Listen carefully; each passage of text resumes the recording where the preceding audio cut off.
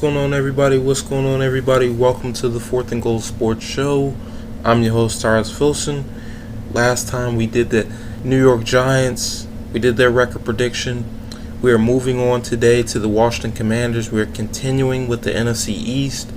And as you guys know, or if you don't know, I'm a Washington Commanders fan. That's my team. That's been my team. And, through the good, through the bad, not much good really, but through most of the bad, through tough times, I've been a fan for as long as I've been alive. Basically, I've been a fan, and I'm feeling good about the season. I say that every year. I think a lot of fans say that every year, but I'm feeling good about this season, and I feel like starting off with Week 1, we're gonna get a W against Tampa Bay. The rookie Jayden Daniels going to get his first career win in his first career game. He's just a winner. I think if anybody studies Jayden Daniels, seen him in high school, seen him in college, seen him now so far through the preseason, Jayden Daniels, he's a winner. That's one thing I picked up on Jayden Daniels very, very early on. Study the tape, it doesn't lie. The guy's a winner. Week 2 got us going 2-0 for 2 years in a row. We went 2-0 last year. What's funny about that is we went 2-0 and we ended up having a total of 4 wins on the season. So hopefully that doesn't happen this time. Going to 2-0 versus New York Week 2, statement win at home, the home opener. It's a must-win game. Must-win game. It's going to set the tone for the rest of your games because it doesn't get any easier from there on. Week 3, you're going to Cincinnati, Monday Night Football. Jayden Daniels facing Joe Burrow, the battle of the LSU star quarterbacks, 2 Heisman Trophy winners, 2 successful superstars. Who's going to be the better quarterback in the NFL? 10 years from now, who is going to be the guy who we say was the better overall quarterback? That's what I want to see. That's what I want to know. And it's going to be interesting to see how these guys compete throughout their careers. But Joe Burrow and the Bengals, they're coming off a struggle year, last season because of Joe Burrow's injury. He's going to be healthy this year, I believe, and I'm going to take the Bengals over my Commanders this year in Week 3. So Week 4, I'm going to take Washington to win that. I really don't see Arizona having a good year, and that's really no knock on Kyler Murray. I think he's a solid quarterback. To be honest, I just feel like the Cardinals wide receiver corps, they're just not good enough. I feel like the defense can carry them as much as they can, but there's not much that they can do, really. I mean, aside from Kyler Murray, aside from Marvin Harrison, aside from James Conner, the Cardinals' offense is a liability, and I just don't see them doing much this year. Jonathan Gannon, there's questions of whether or not he's head coach material. He did well with the Eagles in his short stint there, but it's almost like, was he ready to be a head coach? I see a lot of times where these OC gurus, these DC gurus just do well 1 or 2 seasons and they automatically become a head coach. I don't understand why that's a thing. I really don't. There's guys in this league who put in work year in, year out, and they had to scrap to get their head coaching positions, had to scrap to get their GM positions, had to scrap to get their even OC positions, coordinator positions, defensive coordinator positions. There's guys across this NFL league who had to scrap and go get it, and Jonathan Gannon, respectfully, he's just not one of them. Respectfully, I really don't see the Washington Commanders losing this game. Last time we went to Arizona, it was a tough one. Years before that, we did pretty well when we played against the Cardinals, but I could see us getting this W. The first matchup that's pretty even, I would say, is this one. Yeah. So I got my Washington Commanders winning Week 4. Week 5, at home versus the Browns. I'm going to take the Browns to win that. Their defense scares me. Against this offensive line that we have, I really feel like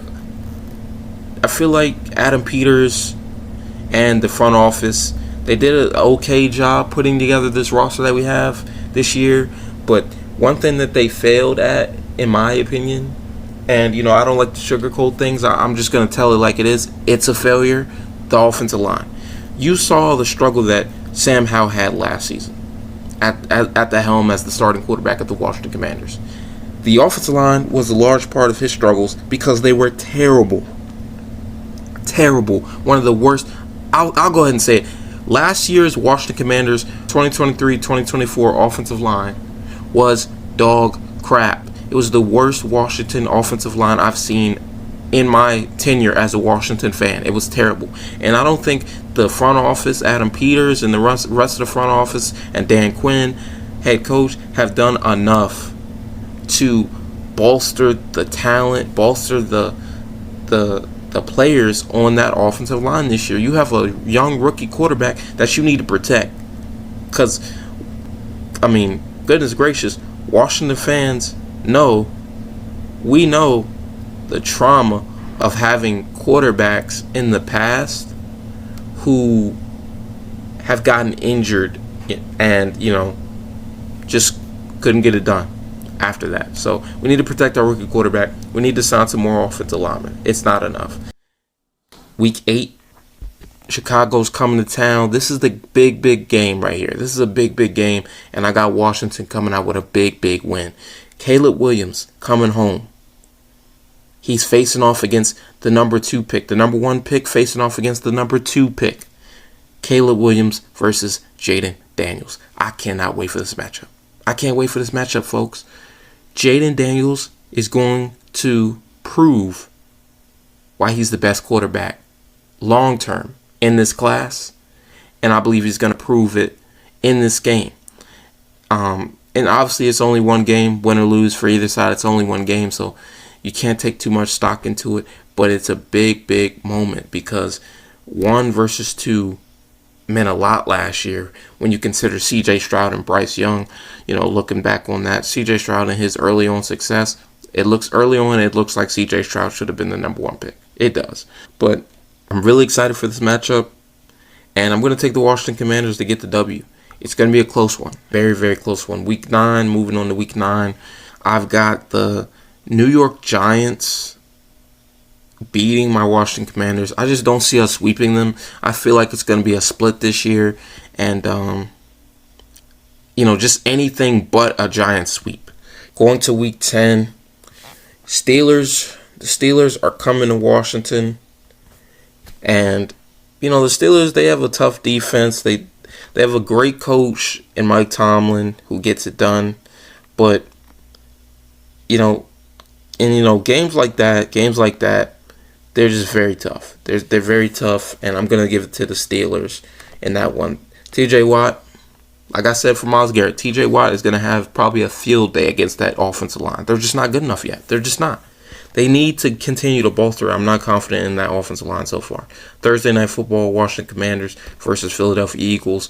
Last time the Washington Commanders played the Philadelphia Eagles on Thursday night, we had the big upset. It was pretty impressive with Taylor Heinicke. That was good times for sure, good times. Jayden Daniels going into Philly, hostile environment.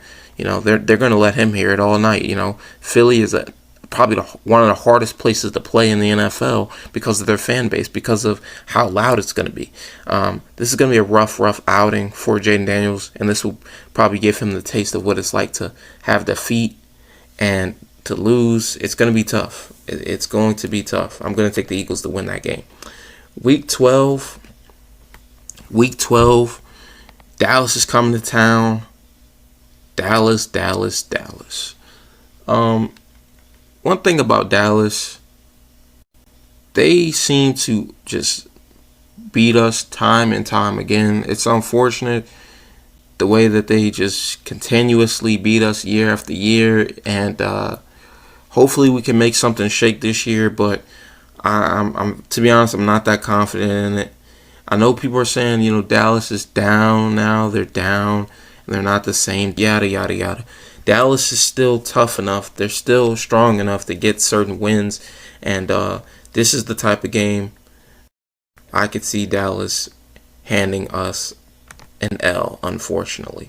Going to Week 13, we're facing the Tennessee Titans at home. I'm going to take Washington to win that. I'm not a Tennessee Titans believer. I'm just not.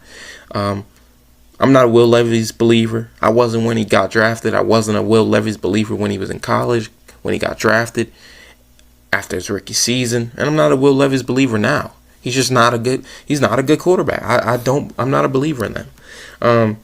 And I'm not a believer in the Titans. Yeah, they stacked up on talent. We aren't scared of that. You're coming to Washington. We're going to defend our home field, take care of business. Week 14, we got a bye. Let's see how we're looking going into the bye. Going into the bye, we are 8-7. And to be honest, that's impressive considering all the holes we have on this roster, considering that we have a terrible O-line on paper outside of Sam Cosmi.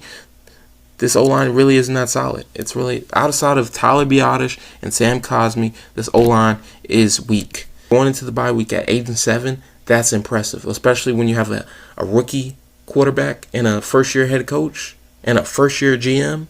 That's impressive.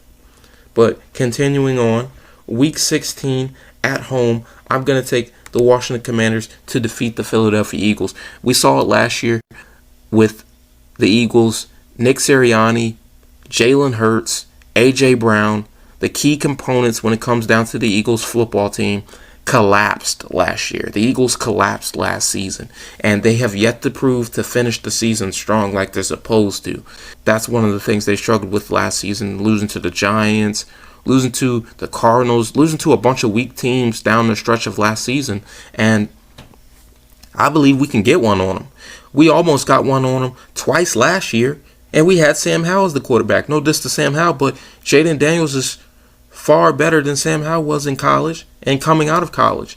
And you bet that I'm going to take Jayden Daniels to get the W against Philly, considering that Sam Howell almost did it last year. And I know almost doesn't count, but you got to take that into account, the fact that Sam Howell took them into OT the first game, and the second game, he almost put up 400 yards. I mean, he was going on crazy through the air. It was methodical, like Jason Kelce said. Sam Howell, man, when he's on, it was impressive. It was like methodical. He can sling it, man.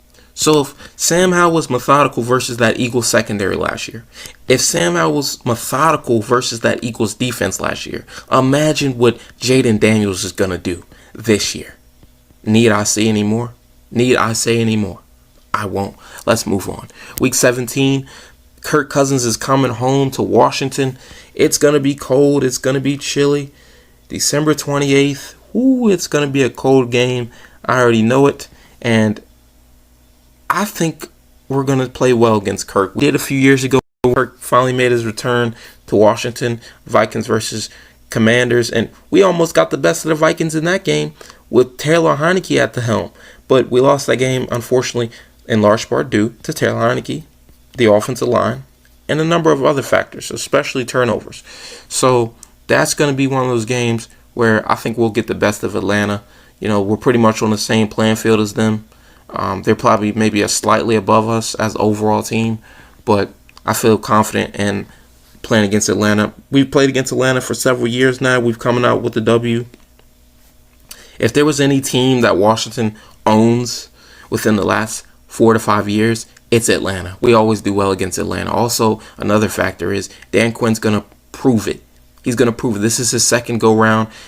This is his, second go-round as a head coach. His last go-round as a head coach for Dan Quinn was in Atlanta. Now he's a head coach again with the Washington Commanders. This is a prove-it game. I know he has this game circled on his calendar. We got to go get it. We got to go win. We're going to beat Atlanta. We're going to beat Atlanta. Week 18, it's unfortunate, but I really don't see Washington winning against Dallas this year. Got Dallas going for the sweep on January 5th, 2025. Dallas finishes the season against us with a win, and we finish with a loss. It's going to be tough, but I'm going to take Dallas to win that game. And Washington concludes the season with a 9-8 record, 2-4 in the division, 8-4 in the conference, 9-8 overall. The Washington Commanders, 5-win improvement from last season. That's what you want to hear. Above 500. That's what you want to hear. I would love if the circumstances turn out this way. I wouldn't even be upset if we didn't make the playoffs. 9-8 in year one, that's a hard thing to do. It really is. And I'm confident we can get it done. I am. So In conclusion, I just want to say thank you guys for watching. Thank you guys for supporting the Fourth and Goal Sports YouTube channel. Please be sure to follow the Fourth and Goal Sports Instagram page. This is your host, Tyrus Filson. This is the Fourth and Goal Sports Show. Before we depart, please be sure to comment in the comment section. What are your thoughts on my record prediction for the Washington Commanders? I got us going 9-8. Should we have more wins, less wins, or is this right on point? Please share it in the comment section. But without further ado, have a blessed day. Have a productive week. Peace.